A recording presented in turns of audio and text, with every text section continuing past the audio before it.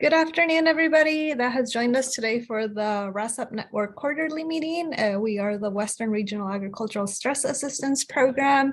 My name is Esmeralda Mandujano, and I work for the California Agribility Program at UC Davis. Our program is responsible for hosting this network quarterly meetings for the WRASAP Network. And today's presenters are Dr. Brenda Freeman from the University of Nevada, Reno, and Dr. Michelle Grocke from Montana State University. They're going to be sharing with us some findings from the WRASAP baseline survey for the farmers. And their presentation today is titled Resiliency in Farmers and Ranchers Throughout the West, Voices from the Field. But before we jump onto the presentation, I would like to give you a little bit of a background about the WRASAP program. The mission of this program, which is funded under USDA NIFA, and specifically under the Farmer Rancher Stress Assistance Network grant, which establishes regional networks that connect agricultural farm producers, which includes ranchers, farmers, and others in agricultural related occupation with resources to assist them in times of stress. They do have 4 regional programs. We are the program in the West, which covers 13 states and 4 territories. These 13 states include Arizona, Alaska, California, Colorado, Hawaii, Idaho, Montana, Nevada, New Mexico, Oregon, Utah, Washington, and Wyoming, as well as the 4 territories.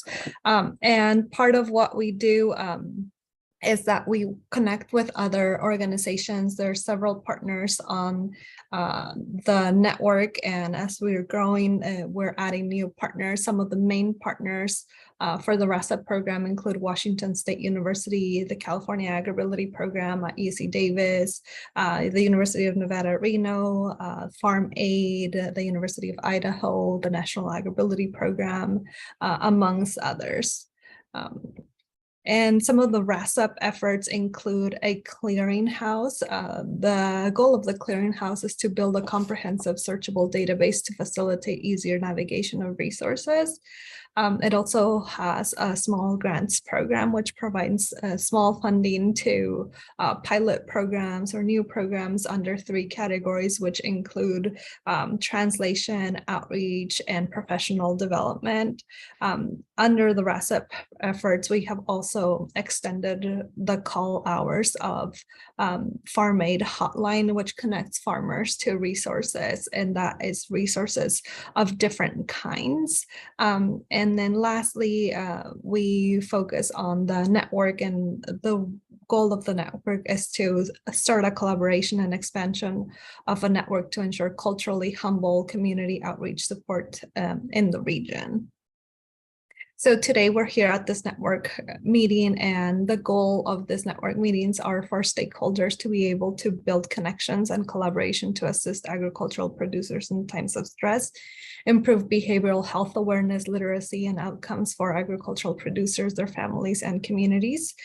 Collaborators present their efforts and other opportunities and I also have an opportunity to post questions and bring experiences to the table so that we can all learn from what everybody is doing and bring those efforts into our own states and our own local communities.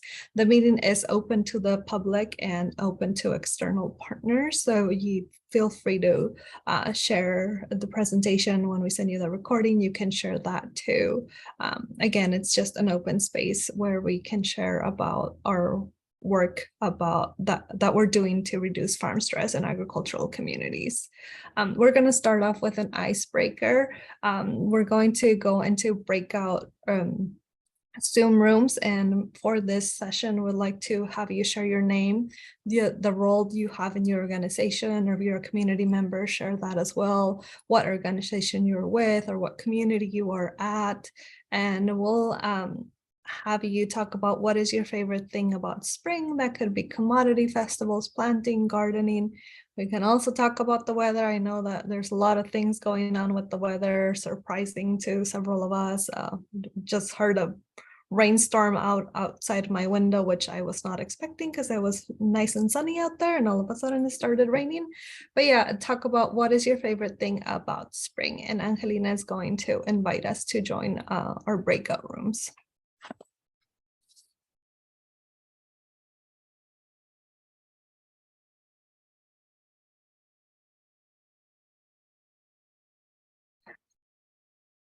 Great. It's great to see a lot of us are back and heard talking about the Migrant Stream Forum.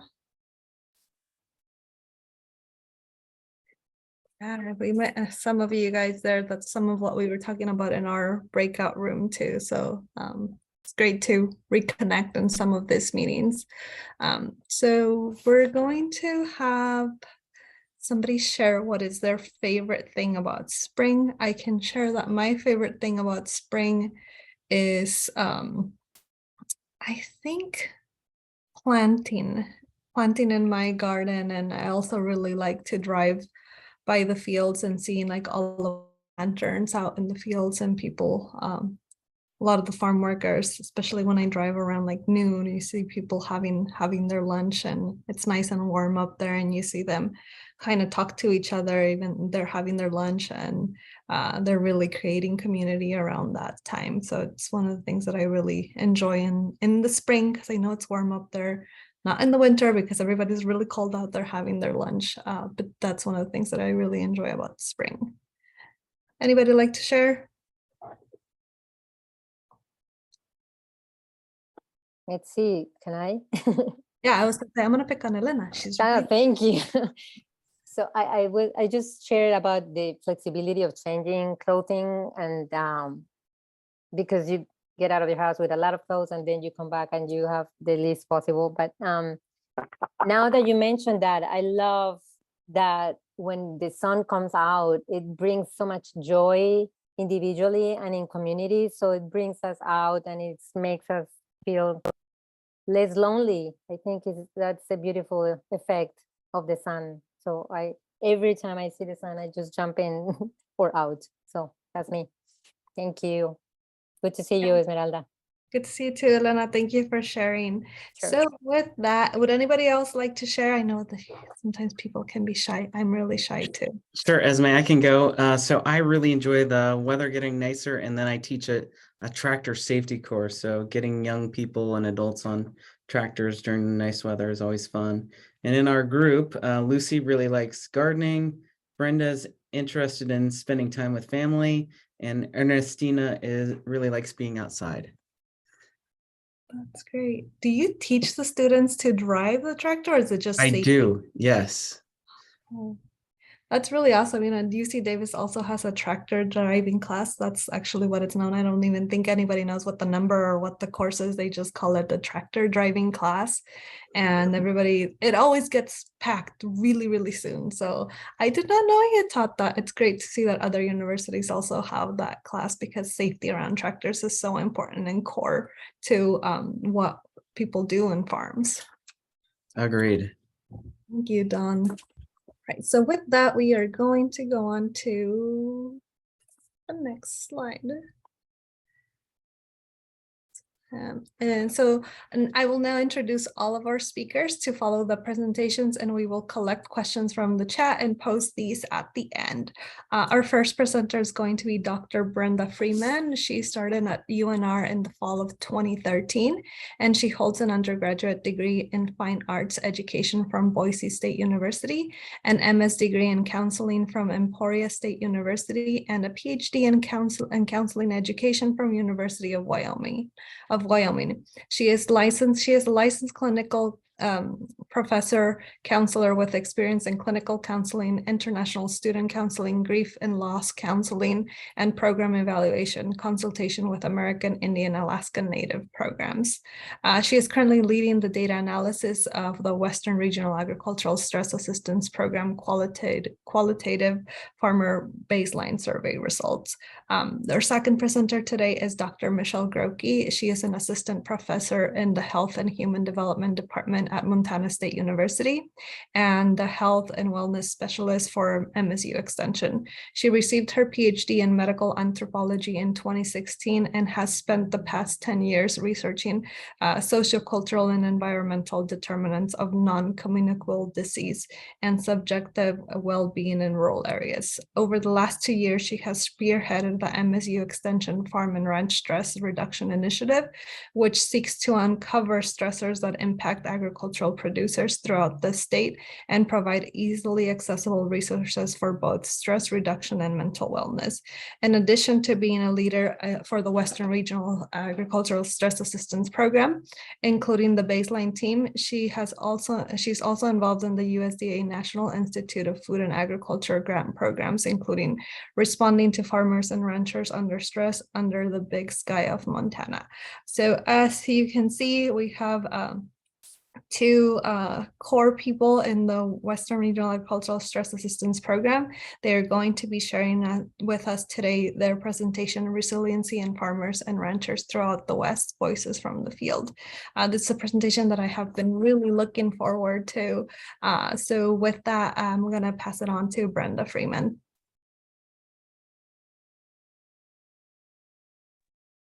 Hey, hello. I'm actually going to pass it. I'm going to open this PowerPoint up so that you can see it. And then are you seeing full screen? We can't see your slides yet. Okay, let's try that again.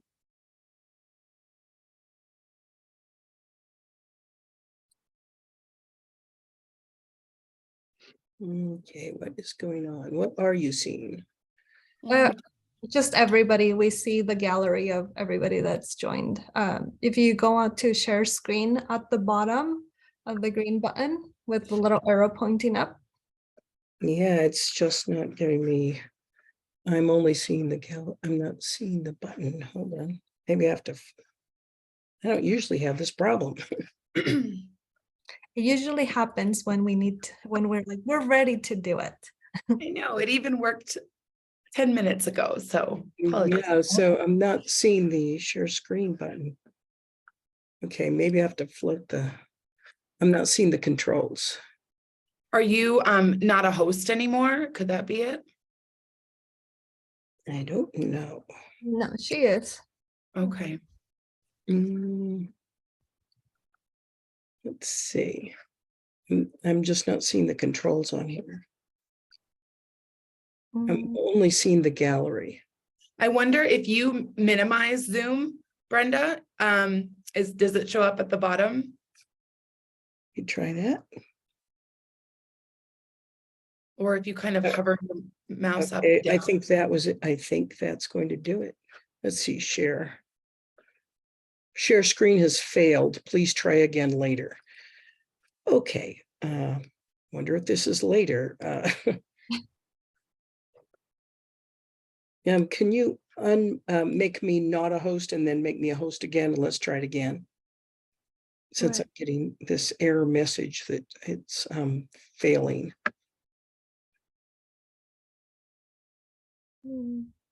Maybe Brenda, if you just exit out of it, out Okay. of the whole Zoom and just come back in, that will refresh it too. Okay. Oh, You see it now? wait, that works. That works. Yes. Okay. Now, perfect. Now we can see.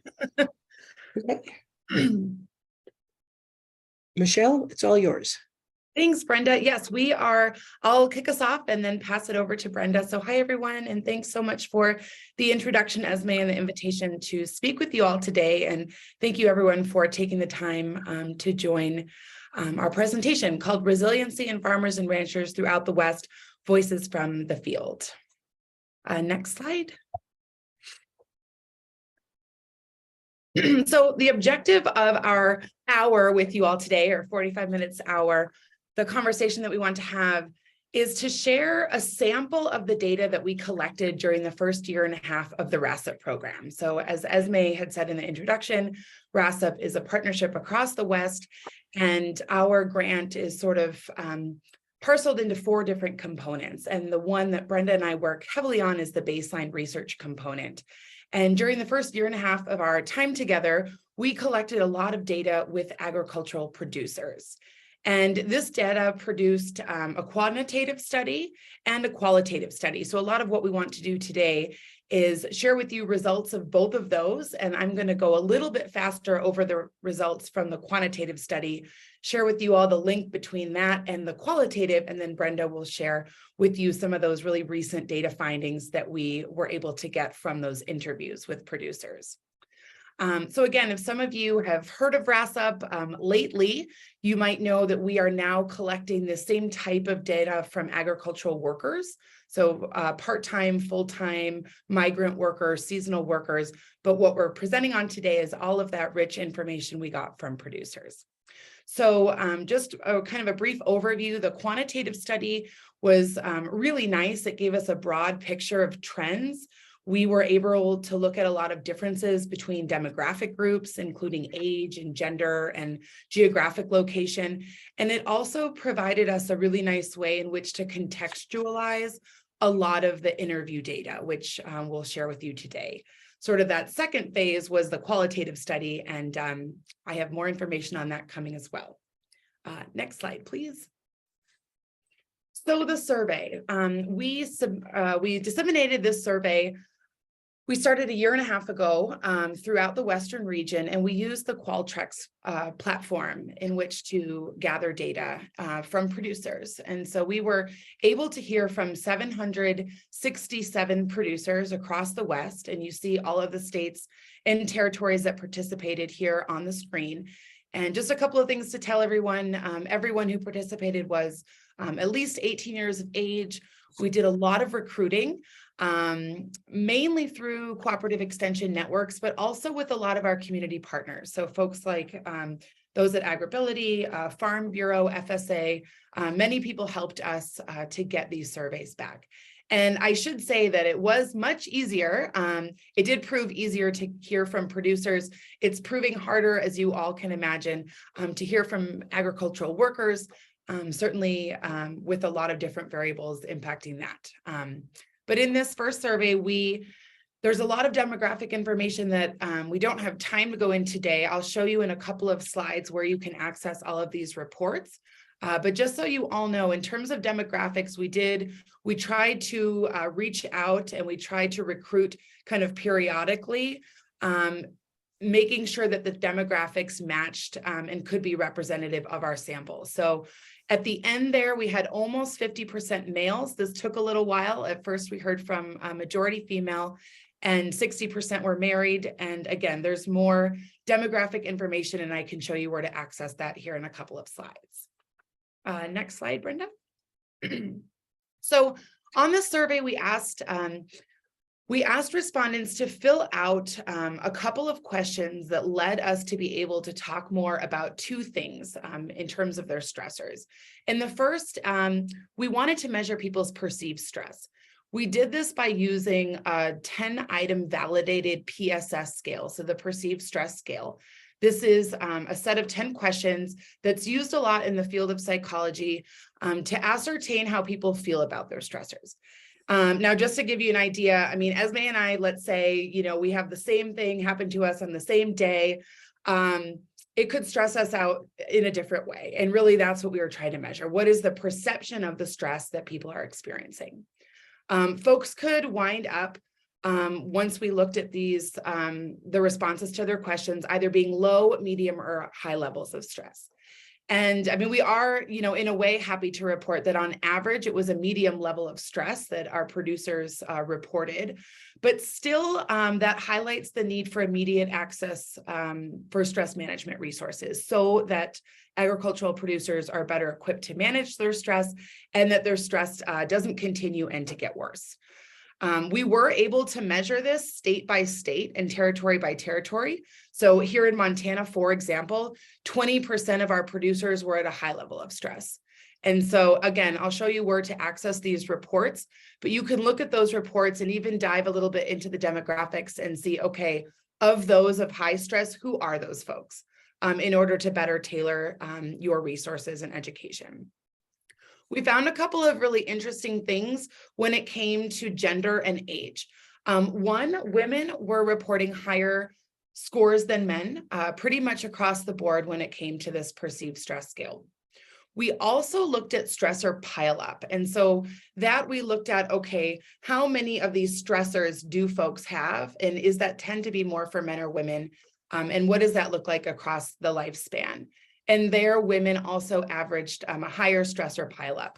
And when we started looking at some responses as to what folks were saying about that, It tended to be that women on farms and ranches often served in additional leadership roles, such as they were childcare providers. They were often caregivers for older family members, and were also more likely to engage in off-farm employment. So those were some of the things that that our data points to as being reason for that.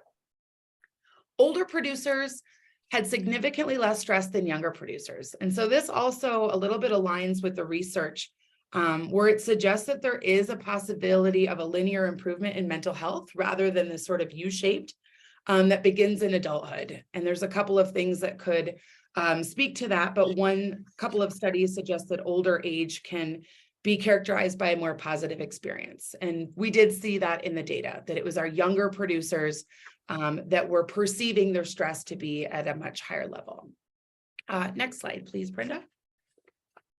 So we asked folks to let us know what their stressors were. What were the top stressors in order for us to figure out, okay, what are these variables? Are they more controllable, out of folks' control, that were contributing to the stress? And here on the bar graph, so on the right side, this comes directly from our report. You can see that the top 3 reported stressors are workload, lack of time, and financial worries. But even if you scroll towards the bottom here, or like sort of let your eyes scroll down, you can see that even weather is, impacting nearly a third of respondents. So one thing that we really want to make sure when presenting this data is that even those stressors that were experienced by less folks were still experienced by a third of our participants. We dug into this a little bit deeper. For example, on the left, you see, we asked folks, okay, is family stressing you out? And if so, what aspect of your familial relationships? And so here you can see that the top one was stress with a spouse or partner. Second was the stress of parenting. And the third was the stress of providing or having to provide childcare for someone in the family. Brenda, next slide, please. So perhaps, at least to us, even more importantly than figuring out what was stressing folks out was this part that we were able to ask about in terms of what do people want to learn to manage the stress? So what are those topics that people would be more than willing to say, okay, this is something that I want to learn more about that will help me as a stress mitigation tool that will help me better cope with stress. So this slide sort of has 2 pieces to it. I'll talk a little bit about preferred topics, but then second, I'm also going to talk a little bit about preferred dissemination strategies. So how do people want to receive this information, which is really, really important for us here at WRASAP because, we can create all of these things, but if folks don't want to learn about it, that's one thing. And then if folks can't access the information via a certain dissemination strategy, then that information won't get into the hands of those it needs to. So if you look to the left, you'll see a similar bar graph to what we just looked at. These are the results of how interested would you be to learn about the following topics if the content was made available to you. So you'll see that financial topics were number 1. So we have really worked here in our WRASAP group to come up with education and outreach materials that can kind of help folks with that financial piece. Problem solving, physical activity were kind of right there, second and third. These results are aggregate. So I encourage you, if you're on the call and you're working in a specific state, to find the report that we've created for your state, for your territory, because these topics actually do vary quite a lot when we break up the data state by state, territory by territory. We also found in our analysis that topics differed significantly by gender and age. So here are some things that we found interesting from the data. Men were most interested in learning more about parenting. And that was across the board. So parenting, and they were most interested in support groups. So that's certainly a little bit of that came as a surprise to me. And so, yeah, I just encourage you to dive into the data in terms of things by demographic. Another piece that resonated with us were those younger producers. So younger producers were most interested when we looked at this by age category in learning more about nutrition and cooking classes. So that was the coping strategy, the stress management topic that they said, yes, we would like to learn more about that. When we look at dissemination strategies, so that's the text on the right, and I apologize, the formatting looks a little funny on the slide here, but most people wanted online options. And again, this could speak to everything from high stigma, people wanting to remain anonymous when accessing some of the farm stress management information, but people were very, very, eager to learn more if there was an online platform. Women were most interested in online self-paced education that they could access on their own time. So without an instructor present, something that they could go through modules and learn at their own pace. They were also most interested in podcasts. So that also has spurred some discussion within our WRASAP group in terms of supporting more podcasts and also making podcasts more available and accessible to women producers.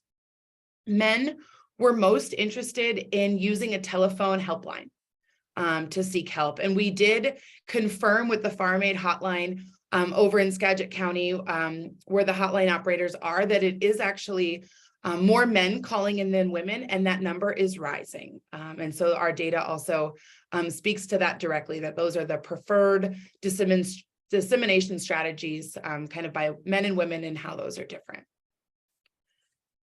Brenda, next slide. Thank you.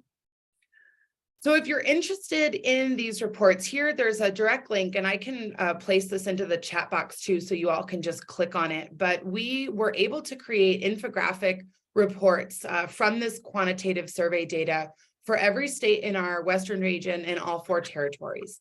And so although the aggregate report has a little bit more power in terms of our sample size, we're able to say a little bit more in terms of how things differ between demographic groups. Those state reports are really important, I think, for local outreach and how things might look different from place to place. Another thing to look for, and I'll be sure to send it to Esme to send out to the networking group, but we have a forthcoming publication in the Journal of Rural Mental Health where you can read a little bit more about this quantitative survey study. Next slide. And so now, how does that quantitative research project segue into this qualitative study that we're about to dive into? And so just wanted to take a minute to explain this so we're all kind of on the same page about how these data sets link together. So as I said, we had over 750 survey respondents. At the end of that survey, all participants were invited to volunteer to be interviewed with one of our members of the baseline team. And folks were told that if they completed the interview, they would receive $75 incentive. Those came in the form of online gift cards, Visa, Amazon gift cards. And we were looking to interview up to 7 individuals or producers per state and territory in our Western region. So just to give you a little bit about the demographics here, or response rate rather, we had 71 folks volunteer of those 762. So, I mean, not a huge number, but I'm really happy to report that we were able to conduct 51 interviews. These interviews were really rich in data and lasted anywhere between 45 to 60 minutes. And they were semi-structured, meaning we did have a set of questions that we went off of and asked every producer. But if a follow-up question was needed or a little bit more specifics were warranted, we kind of followed up, hence that semi-structure. So, all right, now I'm going to turn it over to Brenda, who will lead us more through a discussion on what we found. Okay, Michelle, thank you. And Esme, thank you for that very nice introduction.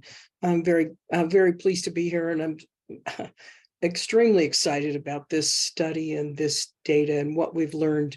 And what I like about qualitative, it's a lot more subjective than the data that was presented by Michelle, but you hear the voices of the producers.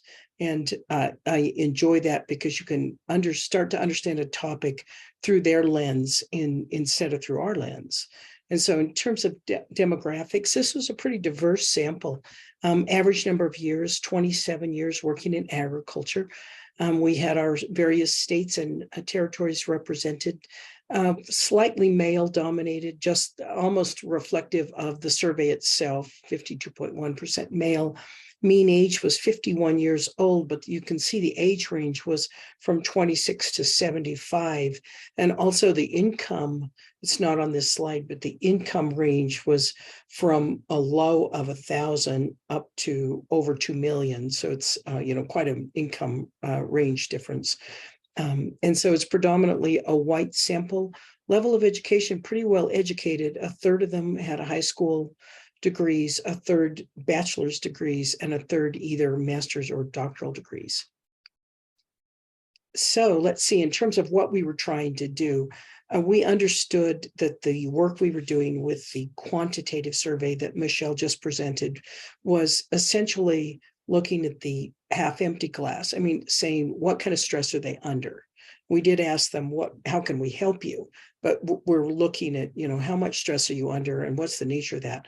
So for the qualitative study, we were looking actually at the flip side, and we're thinking, okay, a lot of people stay in agriculture and they live a long time and they work a long time. So, there's a lot of good resiliency. What's that about? Given the amount of stress that they have, what drives them to stay in the field? How do they bounce back from the adversity of drought or fire or flooding? And so our purpose was to develop a deeper level of understanding of resiliency in farmers and ranchers. So resiliency, let me read you the more official definition we use in the manuscript, is a protective mechanism enabling an individual to thrive despite adversity, to cope with stressors and maintain psychological well-being. And so the easy way to think of it is, how do you bounce back? What are the traits, characteristics, situations that lead us to bounce back in the face of adversity? So the assumptions that we made with this analysis, we took the position that resiliency is best understood through the lens of the life of agriculture, the occupation of agriculture, not just the individual traits. So much of the older resiliency literature is asking the question, what traits do they have, especially with youth, that help them to be resilient?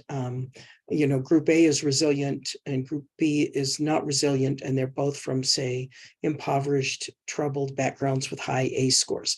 And so they were looking at the traits of individuals. But we were looking at this through occupational resiliency, saying that some of this resiliency is about the occupation itself. So we also took the position that resiliency itself is a function of the interaction between the person and the agricultural context. So we used applied thematic analysis with a phenomenological lens, which really means that we tried to bracket our own opinions on this topic and analyze the data by listening to the perceptions of those we interviewed instead of putting any kind of theory on top of it. Our process was that we had a research assistant from Colorado State, Montana State, and University of Nevada, Reno. And I trained them in vivo for qualitative analysis. And they did the first level of coding. And then I did the second level of coding. And then we had really great experience with two different expert panels looking at the model that we created and making it more realistic and giving us feedback. And Dawn and Esme, and there may be others on here that came to the AgriBility conference in Reno, they also gave some feedback after we presented this the first time. And that was really helpful too, to make sure that we were understanding the quotes in a good way. Okay, so from the data analysis process, which I won't go into any more detail, but I'm happy to speak with any of you about it if you're interested in more on that analysis. But from that, we created this model.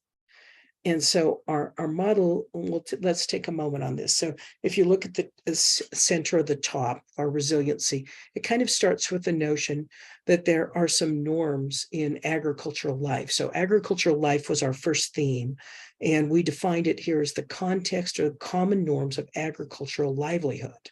So they may be sources of resiliency or adversity, but part of just the lifestyle itself. So that included sub-themes of co-working with family members, multi-generational farming and ranching, work-home separation and also balance, and work schedule control. So those are just sort of a part of the livelihood itself in agriculture that we found in the data. And then if you move to the right, we're looking at external stressors. So you've got these norms that are just a part of your occupation in a sense, but then you move to the sort of stressors that are unique to this occupation. So external stressors, theme 2, we defined as sources of adversity that are beyond the total control of the individual and trigger the need to adapt or cope. So when these stressors kick in, there's a need to adapt to the stressor.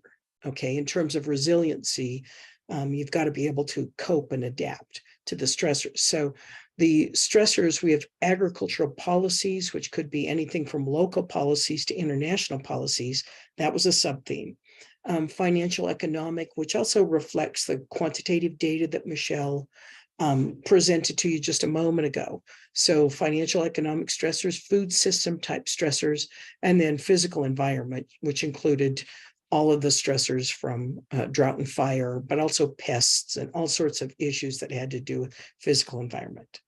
Okay, so when you're in these situations where you are working in agriculture and these stresses come up, what are the traits and adaptations that one utilizes to adapt to the stress? Okay, and so traits and adaptations, theme 3, we defined as the characteristics of the individual and their adaptive processes used to respond to adversity. So the ones that emerged from the data, of course, there are others on all of these, and we had some really hard choices to make as to which sub-themes to select. So we did our best. We actually used frequency counts from the data to do this, but creative problem solving, which is interesting that in the quantitative data, the desire to learn more about problem solving came up in the quantitative data, but it was also a highly valued adaptation and trait was the ability to problem solve. Injury and health adaptations, that includes adapting to obviously injury, but it also includes sort of the other kinds of health factors that might have to do with family members or extended family members that you're caretaking for. So adapting to changing injury and health.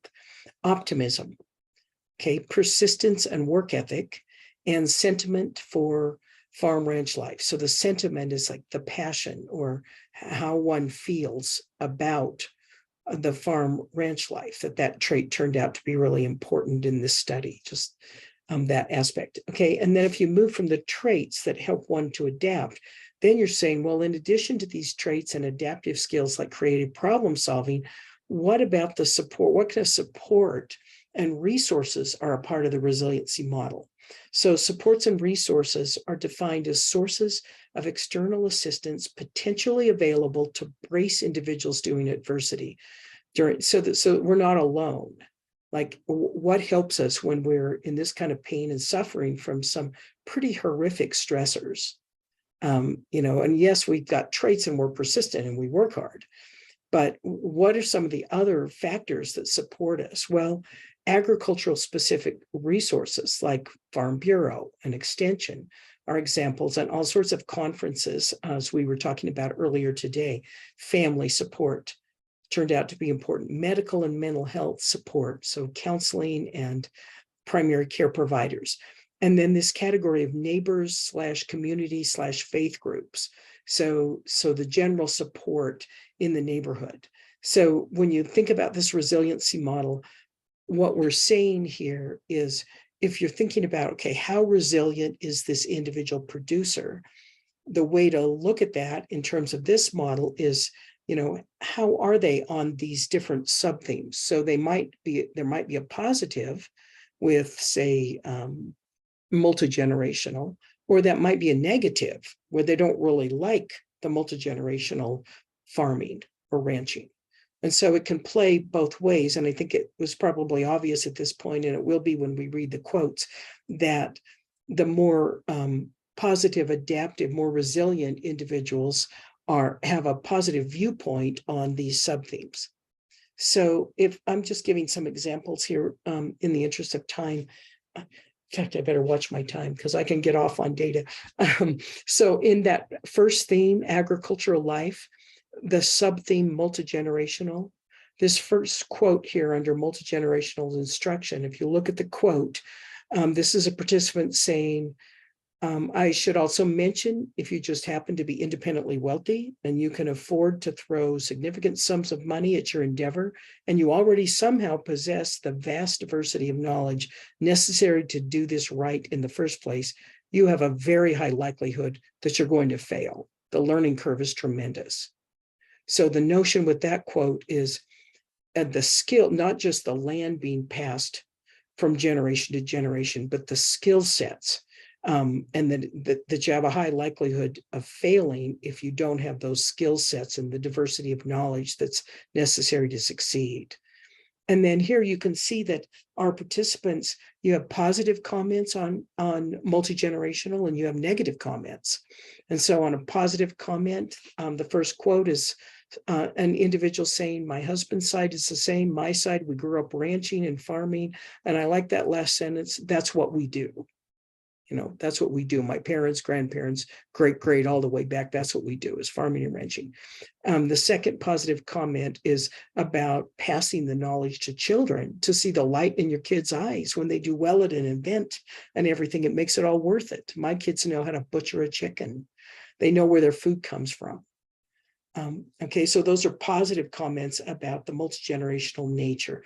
Negative comments, my dad lives an hour away, not on the farm. I live right on the farm. And I think he just had his way of doing things the way he wants to do things. I hate to even say it out loud, but just about where I just didn't even want to live anymore. I wanted to blame my dad for it. Okay. And so, you know, the sort of tension that can happen with multi-generational farming. My relationship with my parents was toxic, to put it mildly. They didn't realize that, but from where I stood, it's like, I was good for them. They weren't good for me.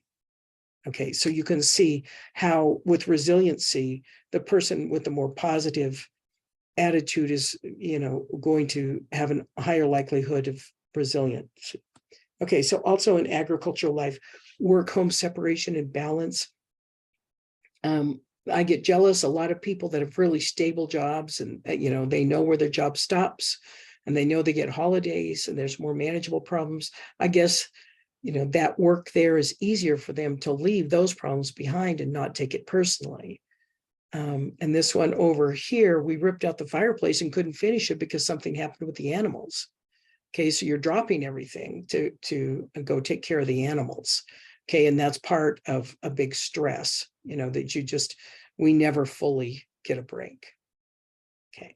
So in terms of the theme, external triggers, so if you're moving around that circle that was on the resiliency model, if you look at this is an example of emotional and physical triggers on the left-hand side. The big thing that people don't understand is that we're losing farmers every day. We're losing them to suicide, but we don't see that because I don't know personally, but I know farmers can make a suicide look like an accident. And it's true, it's 100% true. I had a farmer who dealt with huge depression issues, farmed his whole life.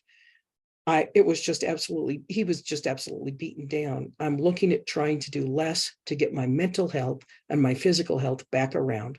Like I said, I'm 50. I don't want to be 70 years old in a 50-year-old body. And that stress is hugely causing it. Okay, so the family and economic stress triggers also here. The biggest stressor is probably a toss-up between, basically they're talking about a toss-up between family issues and financial issues. Saying that would probably be tied with, I would say, just production and just the general stress of having a depressed commodity market as a wage, things along those lines where it seems like no matter what you do, no matter how hard you can work, you never seem to get ahead. Okay, so these are examples of some of the issues that were triggers causing stress, but just a small example because we have a lot of examples. But then if you move around the model to traits and adaptation, the sub-theme sentiment for farming and ranching. So the negative on sentiment is a 45-year-old coming into another drought cycle with a lot of uncertainty, you know, and so they're talking about being swallowed up by neighbors. We're probably much closer to being swallowed up by a neighbor Why in the hell would I forego my day job, which is paying me nearly $100,000 a year with a company pickup, to stay on a freaking family farm? So they're basically saying it's my day job that's saving me here because a sort of a negative sentiment about farming. The positive sentiment, it's like there's just this tenacious desire to keep doing what you're doing because you really, really, really like living this way. And you like the food you get and what it affords you. And the process of growing so much, almost to the point of complete illogic. Or you're in love with a parcel of land, or the fact that it's been in your family for 5 generations. And you just mentally can't let go of that, regardless of whether it has any obvious wisdom to keep going anymore. And I like this second quote a lot. I bought a piece of land that had been practically abused for 40 years. I'm bringing it back to life, aerating it, putting plants on it, bringing the soil back. That gives me a great deal of pleasure. I've also become a wildlife habitat for monarchs and pollinators. Just giving the land a chance to be what it's meant to be, that gives me a great deal of pleasure. So you can see the difference between more negative sentiment and positive sentiment.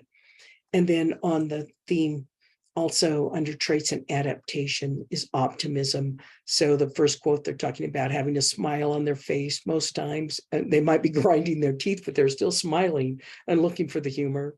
And the second quote is saying you have to see the positive. There is a negative, but don't think about the bad times. And I like the advice here. It's like, just go outside. Don't sit in the house. Go outside, walk around, go pull weeds, go look at your cows, go look at your horses, and say, is the sun shining? Well, yeah. Well, then it's a beautiful day, isn't it? And that's what you got to do. So optimism, even in the face of obstacles. Okay, and then traits and adaptations, persistent and work ethic. Yeah, stubbornness, stupidity, it's the same thing. They're interchangeable at that point. The idea that you just have to hang in there and be unable to accept defeat. You're like, no, we had a rough go, but we're going to make this right. We're going to make everything work. So there's a lot of persistence and work ethic here. My wife says I'm like a dog with a bone. I just won't give up. Okay, and so then we move to the last theme, which was supports and resources. And the sub-theme that I've picked up on in this first one is neighbors and community.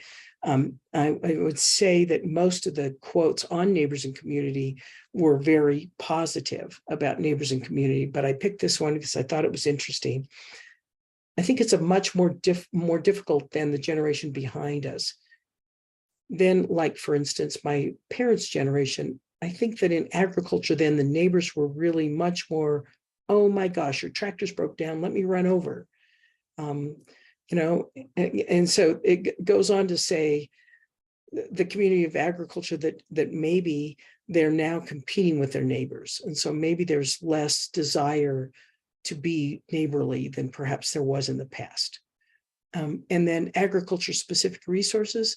Yeah, what keeps me inspired is just seeing all the cool stuff that people can do and have done with agriculture over the years, and all the different ways that people are still farming. There's really a great community when we're able to go to the Farm Bureau events or like port forums. It's always the best people there. And so I think those things keep me inspired, and the successes that we have. When we started direct selling our pork and we try to get their reviews back, the people loved it. I mean, that's inspiring. We're able to feed people and that they enjoy the product that we make. Okay, so utilizing, so neighbors are one form of support, or can be, or not, because some people didn't have neighbors. They were too rural and said, we're out here all alone. And other people didn't feel connected to their neighbors, but many really felt neighbor and community support and agricultural specific supports. Okay, so, we're kind of looking at, there's one other thing I'd like to, if we've got time here, that I'd like to tell you about that's in our manuscript, what we did, and then we're hoping to get some feedback from you and get your reactions to this. But what we did is we took 2 cases out of the 51, we took 2 interviews. One interview of someone that if you went across and around that wheel in our model, they showed resiliency in almost every area. And another person who had just given up farming, who showed much less resiliency. And we told those two stories sequentially. And I don't have time here to tell you the stories, but I think it'll give you the flavor for what we're talking about. That resiliency isn't a yes or no, it's on a continuum. So what we're wanting to do as we program is to help build in, to the extent we can, to find creative mechanisms to help build resiliency factors that are in our model. And so if you look at just the issue of multi-generational, so the more resilient individual said, the family business has been around since my dad founded it over 40 plus years. So there's a sense of responsibility that you have to carry that on. I was a little kid and my dad took me out to the field to see and to observe other people working and to make sure they were doing, what they needed to do. My grandfather was also a farm employee and he would take us out on the tractor. So positive experiences, multi-generational. Whereas the person that had less resilience, he said, my relationship with my parents, well, I won't say what she said about her parents, but some pretty negative comments suggesting that her parents were not only not good parents, but also not good managers of the land. And then if you take creative problem solving, the more resilient individual was talking about going places and opening up their eyes to different approaches of how to do the work. The industry's old school, and he's driven by old theory and old mentality of how work gets done. And in anything you can make improvements, make changes for the better. I try to modernize, I update, I try to keep it fresh. So in terms of creating problem solving, and this quote from the person who's really struggling with resilience, he said, in the end, I had to shut down the farm because I was using any excuse under the sun to avoid going outside and dealing with things that I had to do for my own job. I didn't want to admit it to myself because so much of my identity and sense of self-worth had come to be wrapped up in calling myself a farmer. So you can see I could go on, but actually I'll do the family one. The more resilient person said, my religious belief is family and support and the love. I mean, just the love and the care that my family showed me since day one. That's really helped me in everything, I think, in life, to get through really tough moments, knowing that my family's always there to help me and support me. And the person who was struggling more said, my mother, who had fairly severe osteoporosis, and what we now realize was the onset of dementia, had a fall and started breaking bones. That was the beginning of a 5-year period in which my parents started needing a tremendous amount of our time and attention. So that one overlaps with health and injury, and taking care of others in that regard. So at this point, would really like to hear from you. Any reactions that you might have to the data that was presented, any ideas that you might have that are programming ideas that spin out of the data we've presented, and are you already doing any work that might correspond with some of our findings? So I don't know the best way to do this, if we want to use the chat box, or I'd be very pleased to have you just speak up if you have opinions, or put them in the chat box. Yeah, so we can either have people open up their microphone or raise their hand on that module, or also put it in the chat. We can do that. And just a little note on time, we do go until 2:30, so we don't have to be rushed through this. We have time for discussion.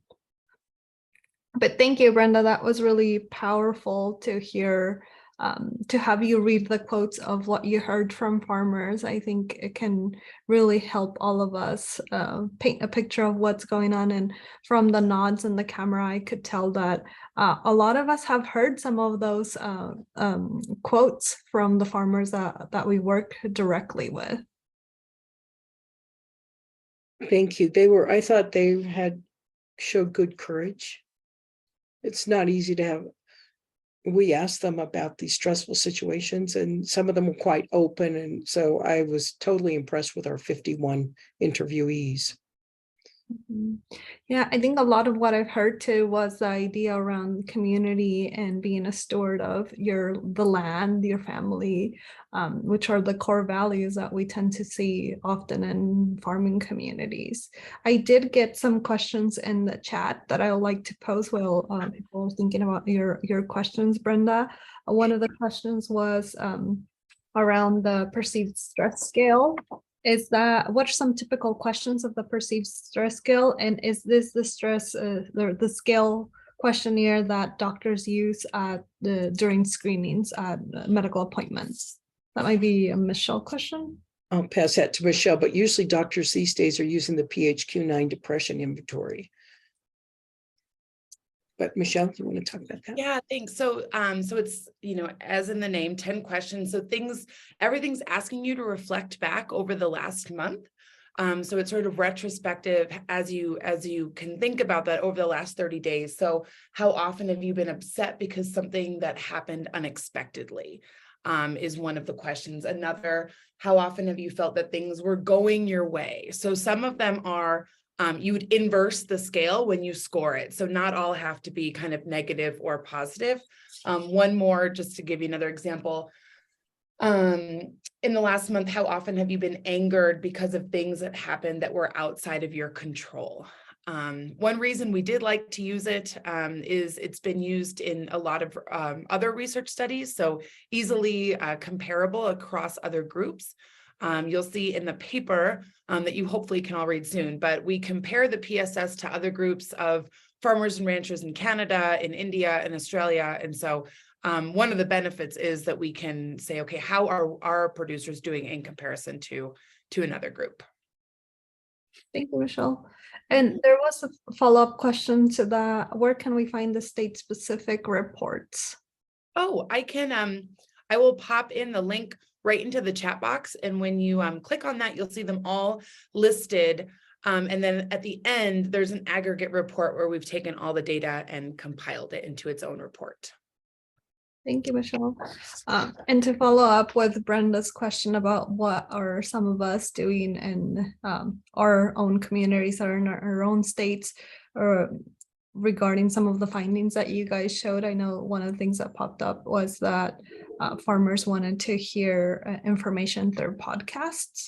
So one of the things that the University of California has been doing specifically under the agricultural and natural resources departments is that they've started to really reach out to people that are doing direct work with farmers and farm workers and creating podcasts just to kind of get the word out about different resources, different events that are going on, whether it's to bring community together or really share resources. That has been one of the things that I've seen a lot more, and I've seen it done both in Spanish and in English. Those podcasts are then publicly available for radio stations to run kind of like PSAs, 90-second things, so that the information doesn't just stay within the University of California system, but it can really be disseminated out. And I've done some of those, and I know I've heard some people that tell me, I heard you on the radio, you were talking about this, and I didn't remember. It had been a while since we had talked about the topic or we had done that a specific project, but the information is still open, is still valuable, is still useful. So it's something that's publicly available, not just, and it can be reused. I see that Julie has her hand up. Go ahead, Julie. Thanks so much. I've been so excited for this meeting to kind of dig more into the data, but I noticed something really interesting between the quantitative data and the qualitative data. Michelle, you were saying that one of the things that surprised you was that farmers reported wanting to hear less information from religious leaders regarding stress, but in the qualitative data section that it was faith groups that people were interested in sharing their stress around. And what I'm curious about is it the difference between a leader and a community? And so that would be something I'd just be fascinated to hear kind of your perspective on that. what comes to my mind, and Michelle, you may have a different point on this, but it's religious leaders may be akin to some extent to some of the comments about mental health counselors as being sort of outside of the immediate family, because most of the people in the qualitative data, they were looking to immediate family members and neighbors, because a lot of times the kind of help they needed was instrumental. Sometimes they needed emotional help. And what they said, we have some beautiful quotes where they said, my neighbor was depressed. So when he realized I was depressed, then he reached out to me. Or she helped me with my anxiety because she had anxiety as well. But most of the support was instrumental. And so going to a religious leader for, help with your backhoe or help with your fire and such in the situations that you're in is sort of that was where they focused, was we needed instrumental help, and neighbors are best for that. I will say that the ones that indicated that they went to counselors, this was interesting. There's a lot of stigma.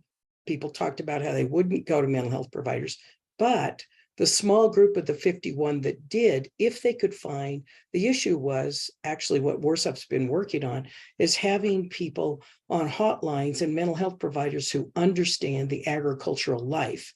Because if they found a counselor that was a good fit, as they put it, then it was a very positive experience. They were good clients and they hung in there, but getting through the stigma. And also then some of them talked about how you can't access a counselor, that they're in the middle of nowhere and you can't access anyone. But the ones who got through all of those barriers had pretty positive comments to make. Yeah, and just to follow up, I mean, Julie, I think this is hard because there's a little bit of it, like there's an element of subjectivity here to kind of infer how and why. But when we got the quantitative results, and, just to reiterate Julie's question, in terms of dissemination strategies, religious, church, and spiritual leaders were at the bottom. Only 39 respondents said yes of the 766, that yes, that's who they would go to in terms of talking about stress and mental health. But then in the interview data, and I was fortunate enough to conduct some of these interviews, I mean, it was the community. It was phrased in a different way. It wasn't that I'm going to go to a spiritual leader or, directly to a pastor, but I have this group of folks, like Brenda was saying, that would fit in that external supports part of the model. And it was that community, whether that be just neighborhood community, faith-based community, that really helped them improve that sense of resilience.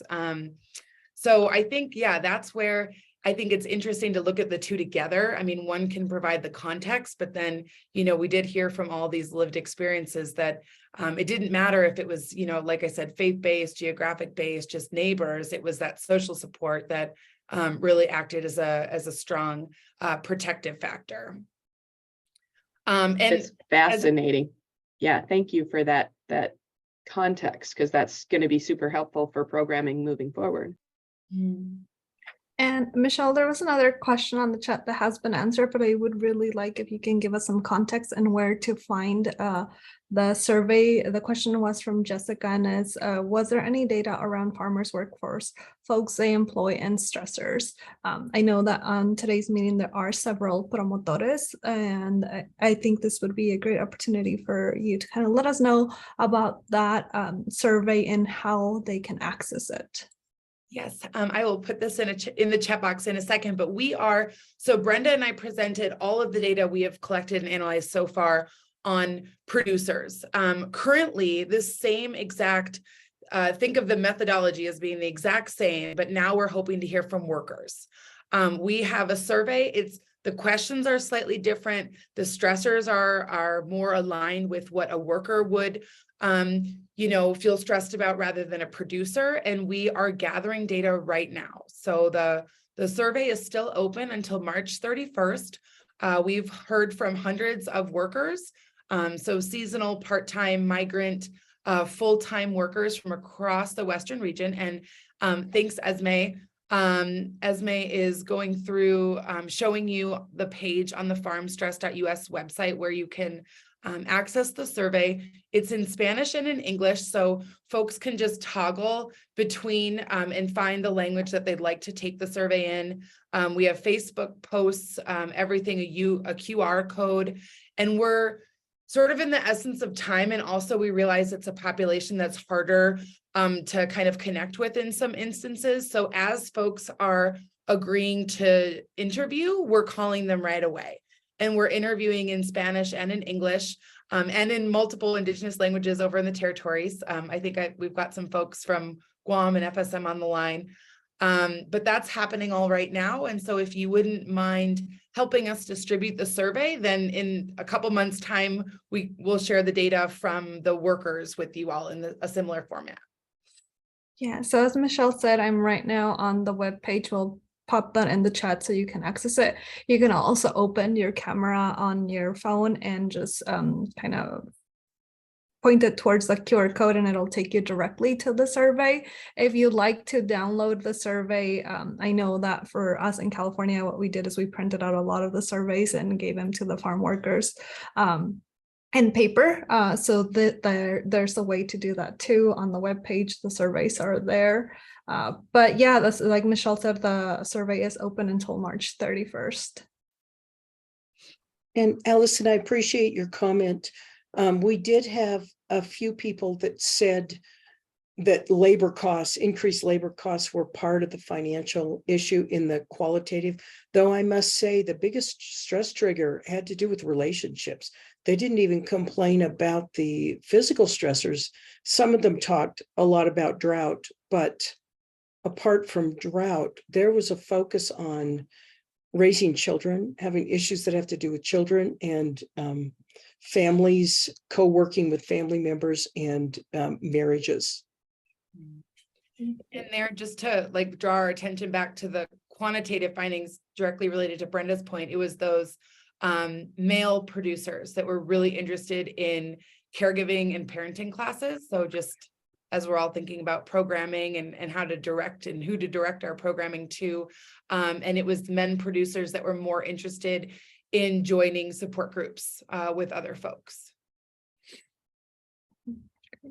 I do see that Thal has her hand up. If you'd like to open up your microphone, Thal. Yeah, sure. Thank you. So Brenda, you asked if other sites are doing similar, and I know Michelle knows that we have. We've done, so it was really difficult to do for our producers in Hawaii. I'm in Hawaii, and most of our producers, when we did the survey, they preferred very much the older ones. They preferred the paper and pencil. So we had to mail out twice, 2,000 copies. Because 60% of our survey that we got back were from paper and pencil of mailing it out. So, and we got 408 for Hawaii for the quantitative. And we did interviews with 80. So we're still working on the coding for the 80 interviews that we've done. And it's what came up. And so I'm just hearing you or see what's similar. And it's really interesting too, because the religious component didn't show up in the quantitative, similar to what you found, but it really was strong in the qualitative. Not maybe I would say 20% of the 80 interviews mentioned spirituality and being in a relationship with the land. In fact, there's a very strong component. There's this even a word called aloha aina. If you are Indigenous and Native Hawaiian, there's a very strong component in terms of the land being the healing component and the relationship, and that was strongly highlighted in our qualitative interviews that we see so far. What we're also doing is, I'm on the suicide task force in Hawaii, and this epidemiologist is looking at all the deaths that has happened in Hawaii in terms of suicide between 2015 to 2019. And I've asked him to can you have occupation? And it's imperfect because these are all the deaths that has happened the last 5 years between those period. And it was about 3% that had agriculture.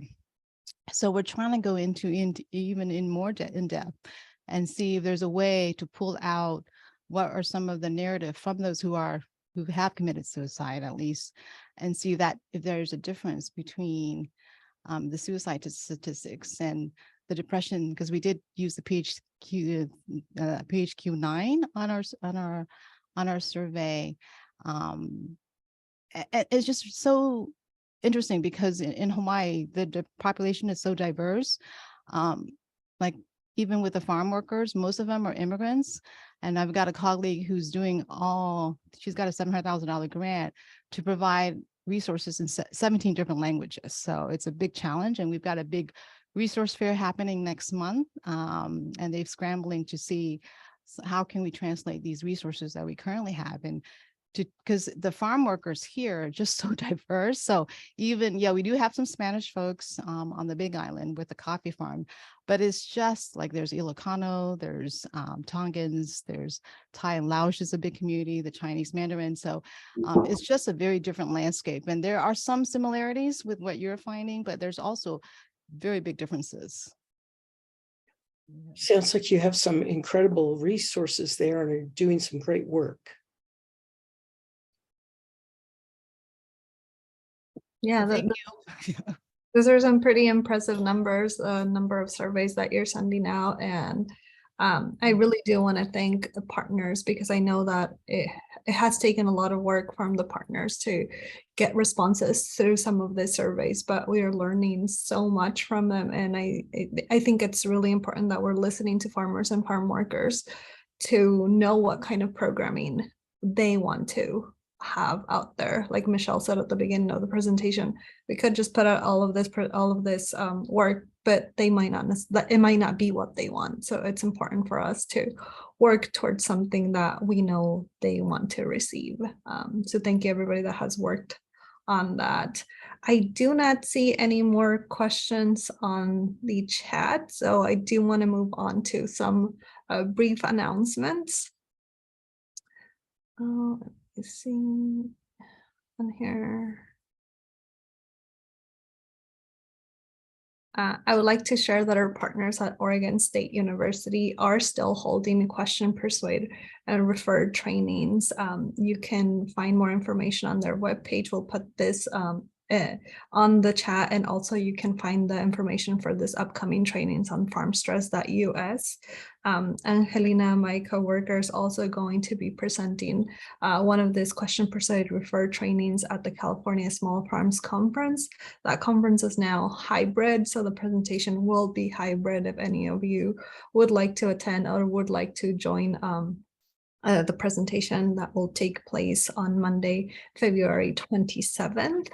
And lastly, I wanted to share with everybody that WRASAP does have the small grants funding opportunity. In there, we fund programs around translation, around outreach, and around professional development. The application process will soon be open again, but the opportunity is to apply for up to $10,000 in small grant funding to support some of the projects that our partners are doing around the 13 states and 4 territories. So that is the one that we have. And I also wanted to invite everybody to join the newsletter list. Our WRASAP team puts out quarterly newsletter, so you could send you can sign up to receive those again on the farmstress.us webpage. And with that, I wanted to thank everybody for taking the time to be here, and I think it has been a really productive conversation. Are there any closing comments?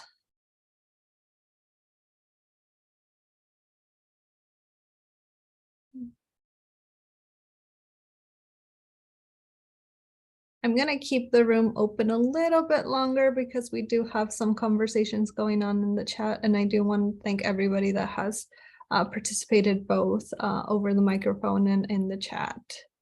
But with that, I'd like to thank you guys again for attending, and we'll see you in the next WRASAP meeting. It will be, you'll get information about the topic in your email since you have signed up for this meeting. Thank you all.